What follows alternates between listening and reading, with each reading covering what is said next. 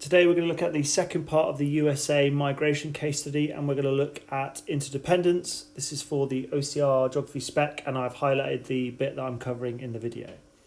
So this word interdependence, I've talked about this in previous videos. It essentially means the mutually beneficial relationship between people and places. They essentially rely on each other and get something beneficial out of each other. In this case, it is the USA and Mexico having a mutually beneficial relationship because of the migration route that has grown up between them over the years. The obvious thing that will benefit the USA economy is that Mexicans fill labour gaps in key areas in agriculture and construction. This makes the US economy more efficient, and therefore over time the GDP can grow. The Mexicans themselves get a reward for this. They often get paid much higher wages than the USA and can therefore send home remittances, which means that their families can use that money in the local economy, and that will eventually lead to the Mexican economy growing. This is particularly good because the wages are sometimes 6 times higher than they would get paid in Mexico. And a key bit of information here is the remittances have grown significantly over the years. There used to be 25.2 billion being sent back to Mexico, which would have been 2.2% of the GDP. But as recently as 2022, that's grown to 61.1 billion, which is 4.2% of GDP.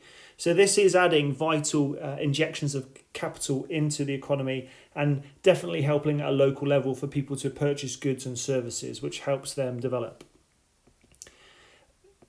There also has been a lot more trade between USA and Mexico. Because there's a very stable migration corridor, this is something that they want to promote. And the NAFTA agreement, the North American Free Trade Agreement, means that goods can be shipped without having to pay huge taxes on them, has made this bilateral trade much easier. An example of this is there are lots of secondary manufacturing done in Mexico, particularly cars. And the USA imports a lot of cars and car parts made in Mexico.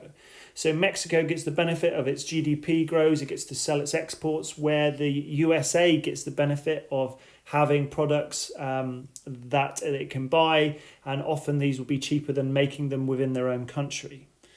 Similarly, US financiers have started to invest heavily in the Mexican aerospace industry. So aerospace, we're talking about the manufacture of planes and similar products. This has allowed that sector to grow in Mexico, and the USA then benefit from that later on as they actually get the planes that are made in Mexico exported to them. So we get this mutually beneficial trade agreement happening.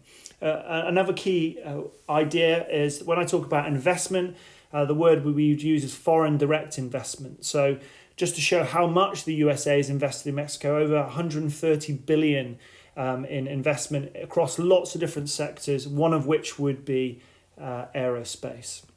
Here's an example just to show the extent of the growth of the aerospace industry in Mexico. These are all the companies, and you can see a lot of these would actually be American TNCs that have set up in Mexico to make products cheaper and then send them back to America to be sold for use in the USA. Another good example of political interdependence would be that the government of the USA and Mexico are starting to coordinate on issues that they think are very common to both of them. A good example here is drug trafficking. This is a shared problem. It's a cross-border problem. Often lots of the people in Mexico who are selling drugs will be selling them to consumers in America. And so there's this initiative called the Merida Initiative. It's essentially a task force that is aiming to combat drug trafficking and money laundering. The USA have particularly helped in this situation because they've helped fund the Mexican police, and they're supplying helicopters and kind of technical advice to the Mexican police to help sort the problem in Mexico before it becomes a problem at the borders and in the USA. So they are coordinating this to make sure that this is a more politically stable environment, and the problems in both countries are lessened because they're working together. Environmental interdependence is also important, and there are rivers that flow across the borders from USA into Mexico, and they have started to cooperate on this in terms of the use of water.